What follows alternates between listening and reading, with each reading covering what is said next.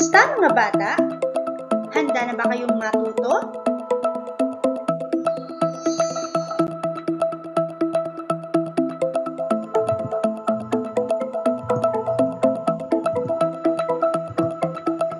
Ako si Teacher Rosel, ang inyong guro sa Filipino 5.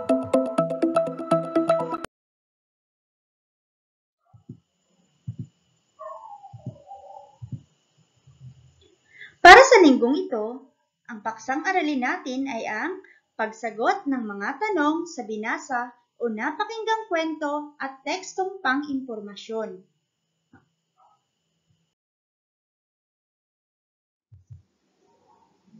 Para sa ating mga layunin, inaasahan na pagkatapos ng araling ito, malilinang ang iyong kakayahan sa mapanuring pag-iisip at masasagot ang mga matataas na uri ng kasanayan sa pag-iisip or HATS mula sa mga kwento at impormasyong nabasa o narinig.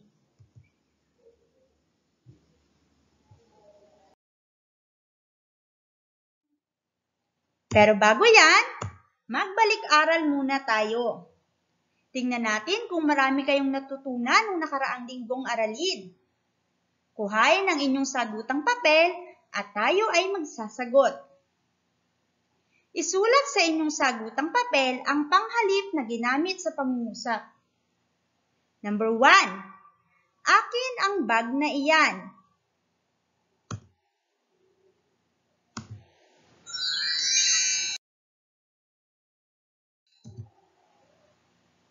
Ikalawang tanong, ikaw at si Maria ay nasa ikalimang baitang.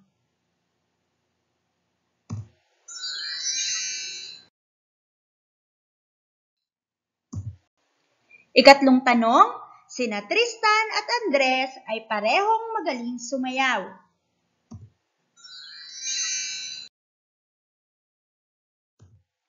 Ikaapat na tanong, kaming magpipinsan ay laging magkakasama.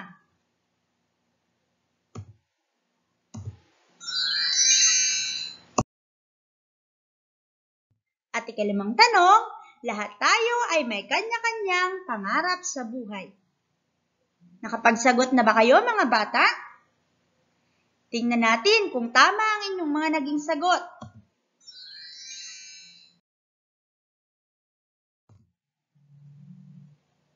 Number 1, akin at iyan. Number 2, ikaw. Number 3, sina. Number 4, kami. At number 5, tayo. Tama bang lahat ang inyong naging sagot? Kung tama, handang-handa na kayo sa susunod nating aralin. Pero bago yon, may tanong muna ako sa inyo. Ano-ano ang mga kasanayan hinggil sa pagsagot sa mga tanong na binasa o napakinggang kwento at tekstong pang-impormasyon?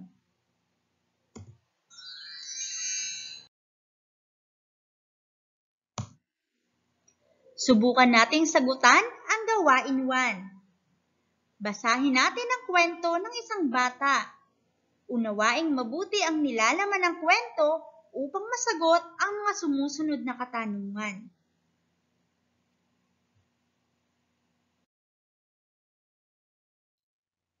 Ano ang ginagawa mo tuwing bakasyon?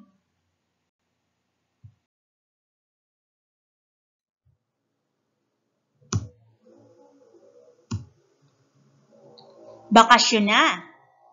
Excited si Abby tuwing sasapit ang bakasyon dahil makakapunta na naman siya sa kanyang lolo at lola. Kaya, gabi pa lamang, nakaimpake na ang kanyang mga damit. Kahit sinabihan siya ng kanyang nanay na ito na lamang ang mag-aayos nito, hindi pa rin siya napilit na maglagay ng damit sa kanyang bag.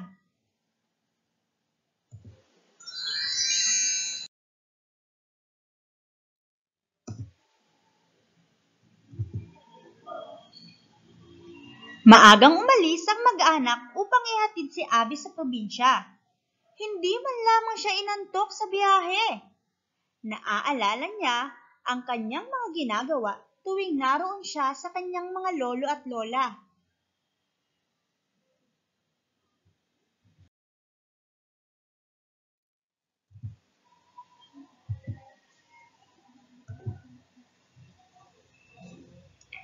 Inisa-isa niya sa isip ang mga gagawing muli pagdating niya doon.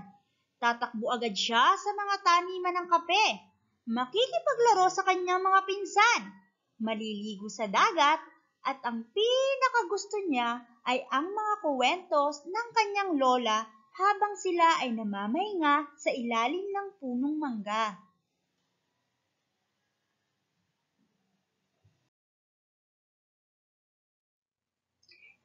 Ngayon ay susubukan nating sagutin ang mga tanong. Handa na ba kayo? Unang tanong, sino ang mga bata sa kwento? Meron lamang kayong 5 segundo para sagutin ang tanong.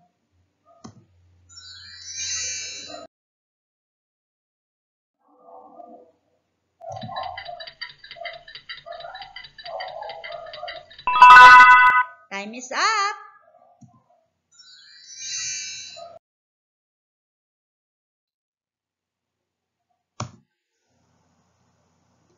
Ikalawang tanong, saan siya pupunta? 5 segundo.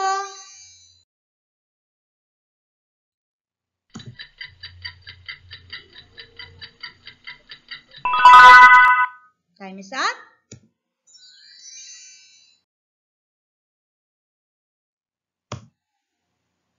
Ikatlong tanong, bakit siya excited sa pagpunta sa probinsya? 5 segundo ulit, mga bata.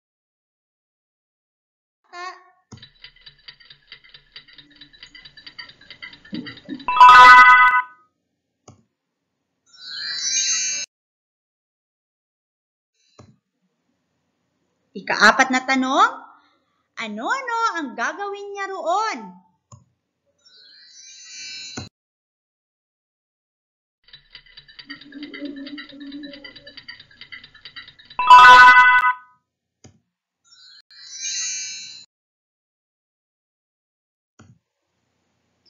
Ika-5 tanong, nakapagbakasyon ka na rin ba sa isang probinsya?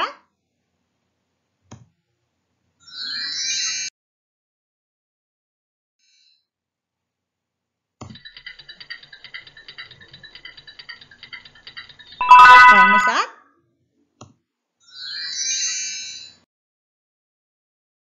Ika-6 na tanong, saang lugar ka nagbakasyon?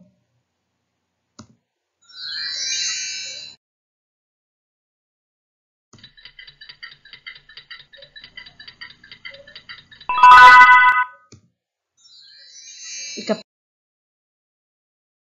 tanong, ano-ano ang iyong ginawa habang ikaw ay nasa bakasyon?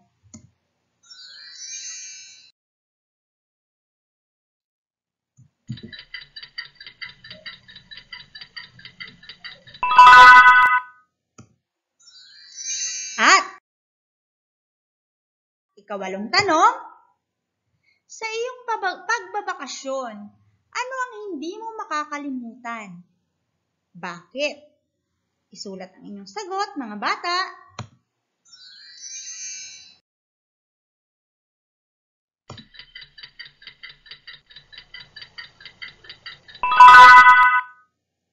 Ayan, mukhang handang-handa na kayo. Tingnan natin kung tama o wasto ang inyong mga sagot.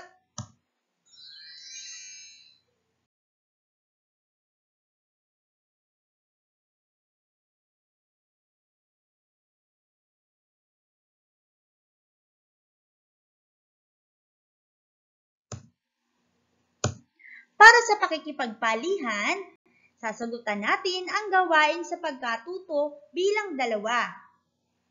Basahin ang bawat pangungusap. Piliin ang letra ng tamang sagot. Gawin ito sa inyong sagutang papel. Sabayan niyo ako, mga bata. Unang tanong, alin sa mga sumusunod ang ginagamit kung magtatanong ka ng lugar? A. Ano? B. Saan? C. Sino? D. Kailan? 5 segundo ulit mga bata.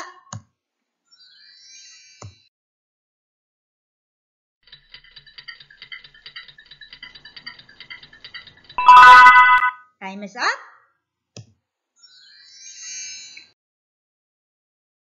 At ang tamang sagot ay saan? Very good.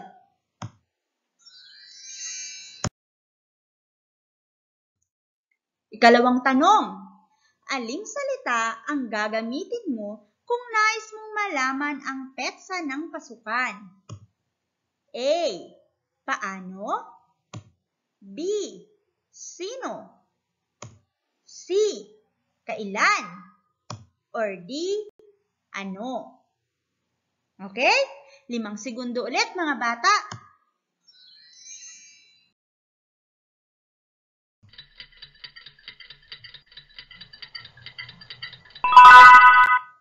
Time is up.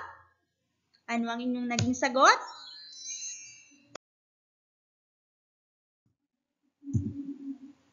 Letter C. Kailan?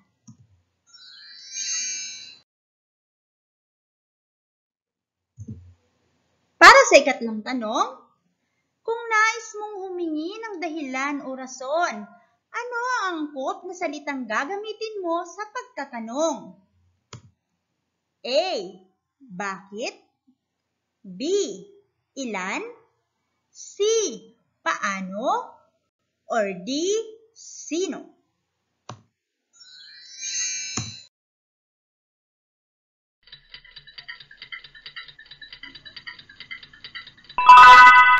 Okay? Tama ba ang inyong naging sagot? Tingnan natin. Ang tamang sagot ay letter A. Bakit?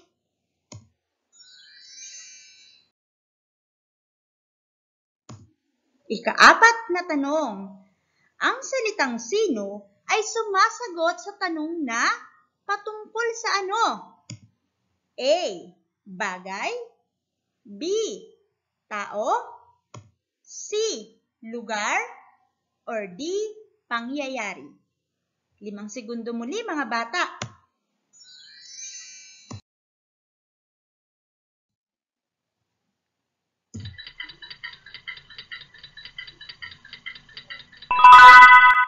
Ayan. Tingnan natin kung tama ang inyong naging sagot. Ang tamang sagot ay letter B. Tao.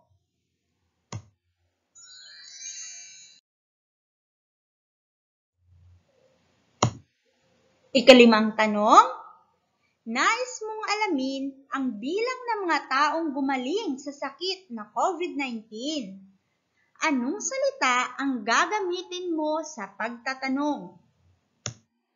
Letter A, magkano? Letter B, kailan? Letter C, gaano? Or letter D, ilan?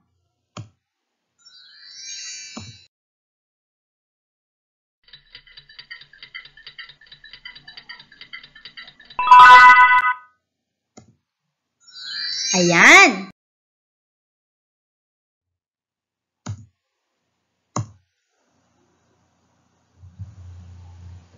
Ang tamang sagot ay letter D, ilan. Ginagamit natin ang ilan sa pagtatanong kung nais nating alamin ang bilang. Ayan, mukhang handang-handa na kayo. Subukan uli natin. Bilang paglalapat, magbabasa muli tayo ng isang kwento. At ito ay kwento ng isang napakasikat na tao. Handa na ba kayo? Sagutan natin ang gawain sa pagkatuto bilang 3. Sabayan niyo ako mga bata sa pagbasa ha. Basahin ang maikling teksto. Sagutin ang mga tanong sa pamamagitan ng pagdurugtong ng sagot sa pariralang nakasulat. Gawin ito sa inyong sagutang papel. Handa na ba kayo? Ang babasahin natin ay ang tekstong Leves Hilario, Pambansang Alagad ng Sining. Kilala niyo ba sila, mga bata?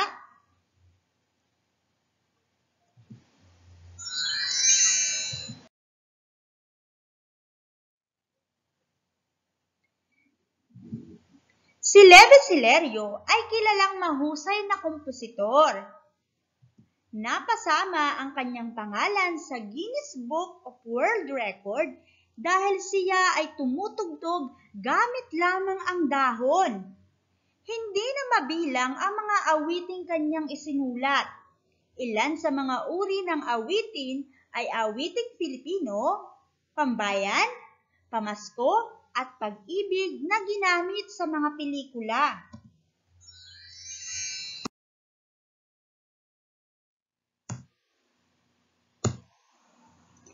Ginawaran siya ng titulong Pambansang Alagad ng Sining sa Musika at Panitikan noong 1977 ni Pangulong Fidel Ramos.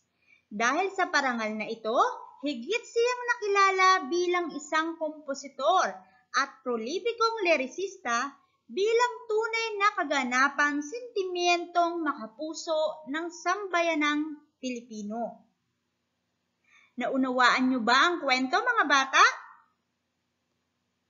Susubukan natin. Sasagutan natin ang mga tanong sa ibaba. Handa na ba kayo?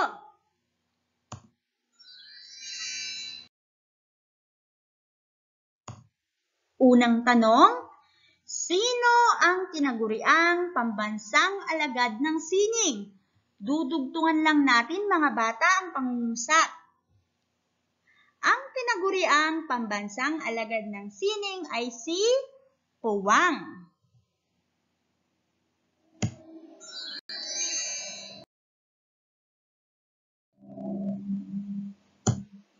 Ikalawang tanong, ano ang ginamit niya sa pagtugtog ng musika?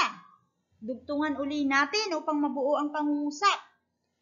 Ang ginamit niya sa pagtugtog ng musika ay puwang. Ano kaya yun?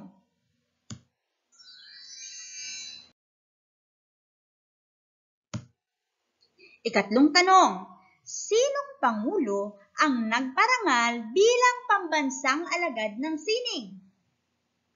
Ang pangulong nagparangal sa kanya ay si Pangulong Puwang.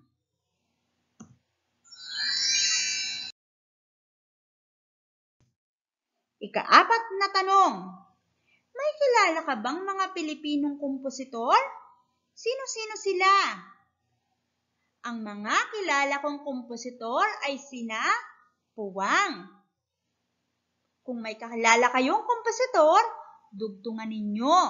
At kung wala naman, magtanong kay nanay o kay tatay o ang kasama mo sa bahay at isulat sa puwang ang inyong sagot.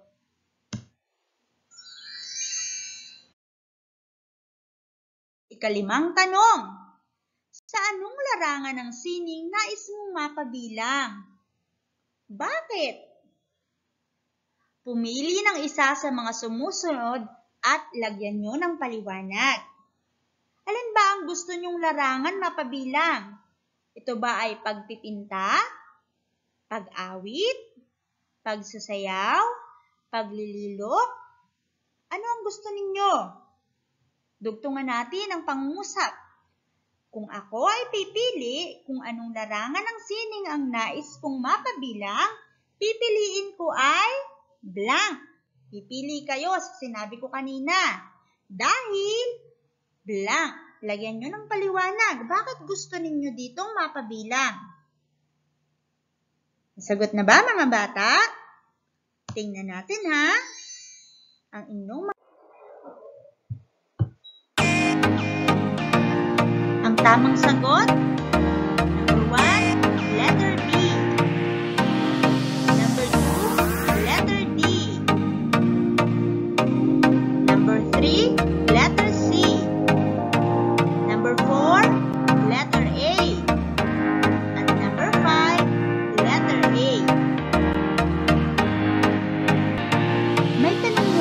sa inyo. Paano mo masasagot ang mga tanong sa binasa o napakinggang kwento at text pang impormasyon?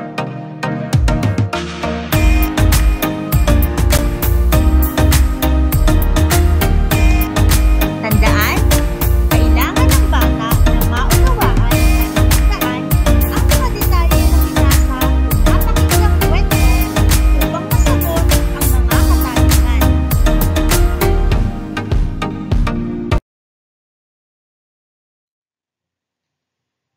Ganon din, ang palagiang pagbabasa ay makatutulong sa mga bata upang umunlad ang kakayahan na maintindihan ang anumang babasahin na ibibigay sa inyo.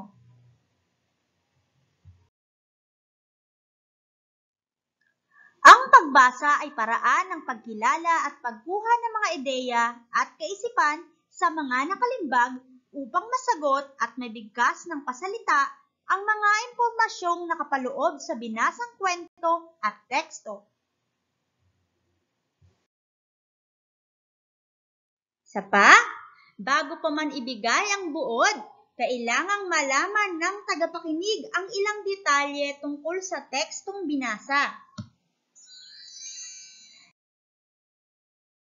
Kailangan din ng mga bata na malaman kung kailan ginagamit ang mga salitang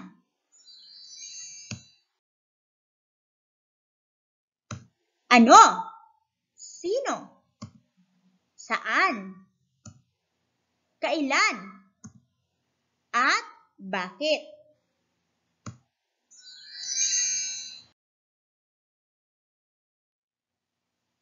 Naunawaan niyo ba mga bata? Ngayon ay sasagutan naman natin ang gawain sa pagkatuto bilang 4. Bilang pagtataya, basahin at unawain mong mabuti ang nilalaman ng teksto.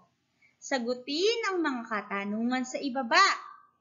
Isulat ang letra ng tamang sagot sa bilang na 1 hanggang 5. At sa bilang naman na 6 hanggang 10 ay ibibigay ninyo ang hinihinging detalye sa mga tanong. Gawin ito sa inyong sagutang papel. Handa na ba kayo?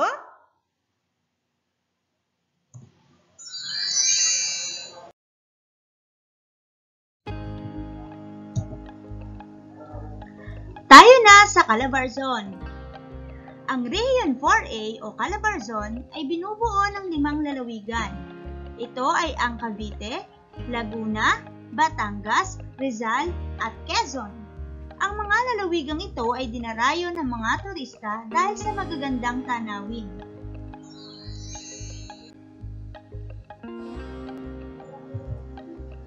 Ayan, mga bata, pamilyar ba kayo sa nakikita niyong mga larawan? Siyempre, dahil ito ay matatagpuan sa sarili nating lalawigan, ang lalawigan ng Quezon. Simulan natin ang paglalakbay sa lalawigan ng Quezon, kung saan kilala ang tanyag na kamay ni Jesus sa Lukban, Quezon. Isa sa makikita rito ang replika ng Arko ni Noah. Sa Quezon din matatagpuan ang Bundok Banahaw na nasa pagitan ng lalawigan ng Quezon at Laguna. Ang bundok na ito ang pinakamataas sa mga bundok sa Calabarzon. Marami ring magagandang dagat na maaaring paliguan kung panahon ng tag-init.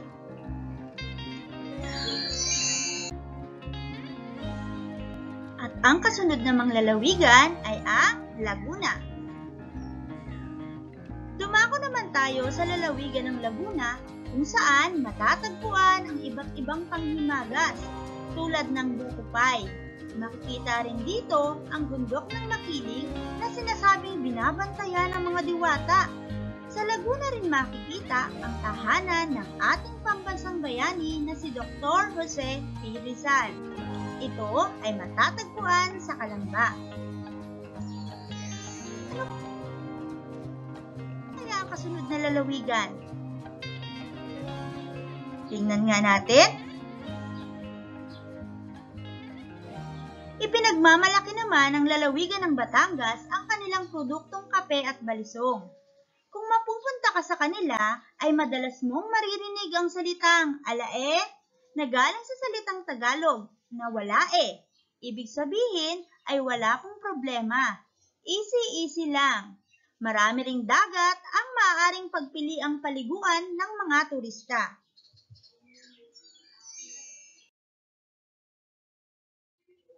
Ano kaya ang kasunod na lalawigan? Tingnan natin ang mga larawan.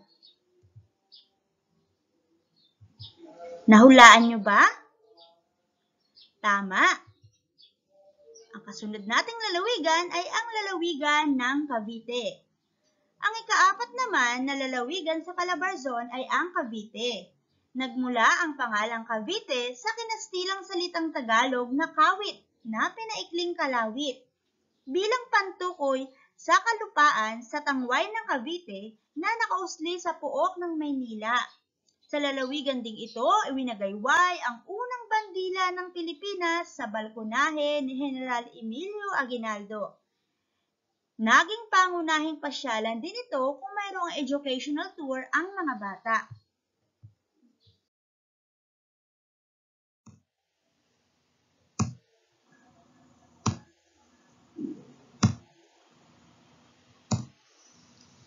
Ang Rizal, ang ikalimang lalawigan sa Calabarzon, ay nagtataglay din ng magagandang pasyalan at tanawin. Isa na rito ang bayan ng Tanay. Nakararanas ng malamig na klima ang mga taong dumarayo sa bayang ito dahil sa bulubunduking Sierra Madre na sagana sa mga puno. Mayroon ding kalbaryo ng Binangon ng Rizal na may malaking krus sa tuktok.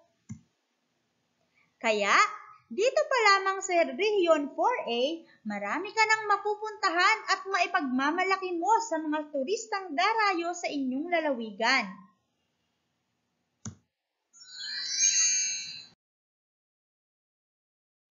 Nagustuhan niyo ba ang kwento, mga bata?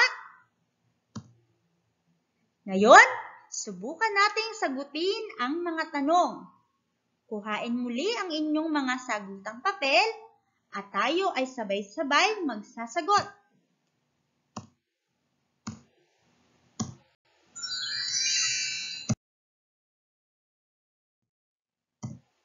Unang tanong, ang Region 4A ay tinatawag ding Puwang.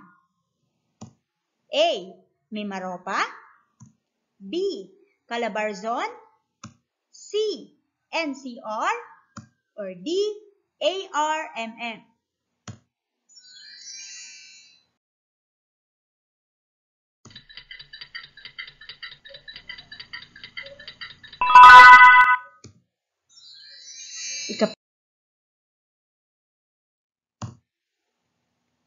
Ikalawang tanong, ilan ang lalawigan na bumubuo rito? A. 4. B. 6. C. 7. D. 5.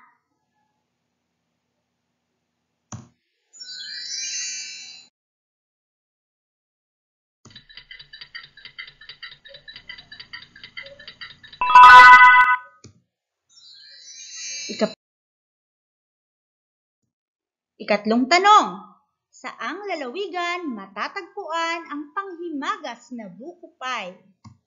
A. Batangas. B. Quezon.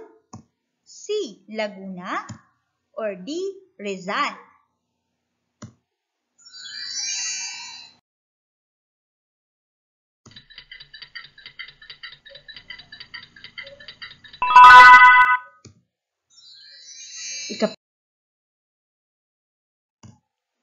Kaapat na tanong, kung nais mong pasyalan ang bahay ni General Emilio Aguinaldo, saang lalawigan ka pupunta?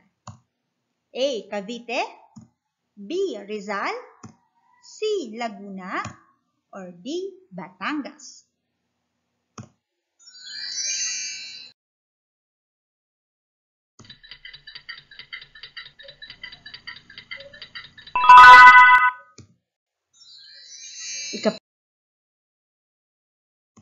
Kalimang tanong, ang lalawigan ng Batangas ay may salitang madalas gamitin.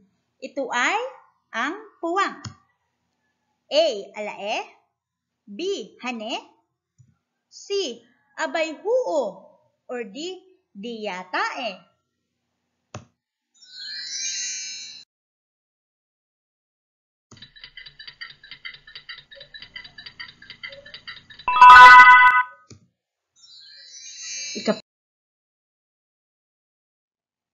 Ika-anim, anong produkto ang pinagmamalaki ng mga Batanggenyo? Sulat ang inyong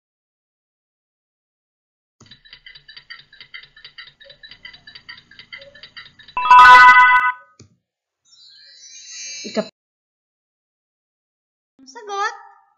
Ikapito, anong lalawigan ang iyong pupuntahan kung nais mong makita ang Kalbaryo? Isulat ang sagot, mga bata.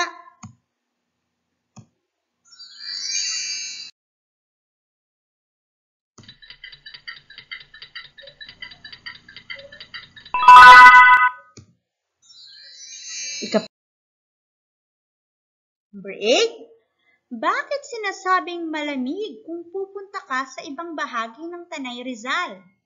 Ano kaya ang dahilan?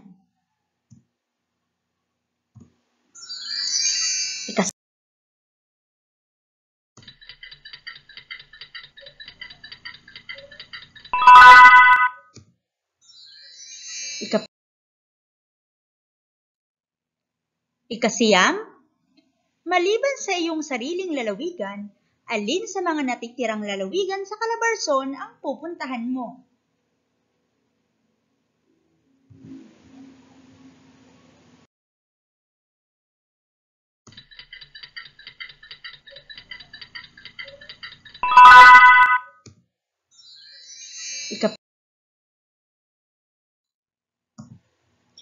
May kaibigang dayuhan na dumating ang ate mo. Hinihingan ka ng suhestyon kung saang pasyalan sa inyong lalawigan magandang puntahan. Ano ang sasabihin mo? Ipaliwanag kung bakit iyon ang iyong napili. Ayan. Nakapagsagot na ba kayo, mga bata? Tingnan natin kung tama ang inyong sagot.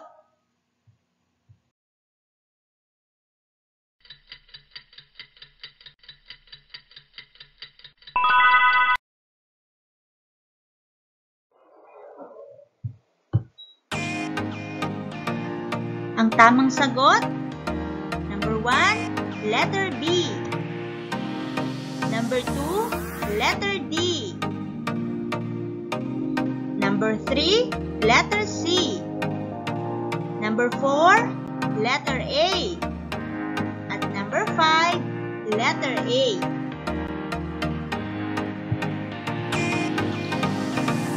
Para sa bilang 6 hanggang 10, ay ka-6, kape at balisong. Ikapito, Rizal.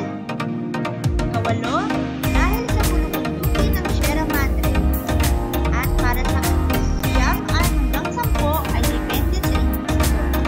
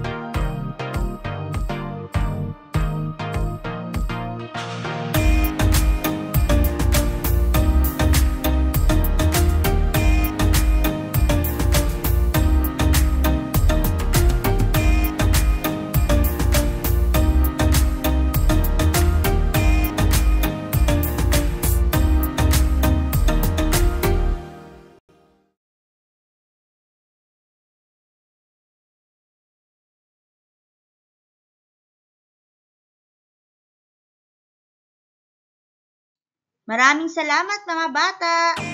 Hanggang sa muli!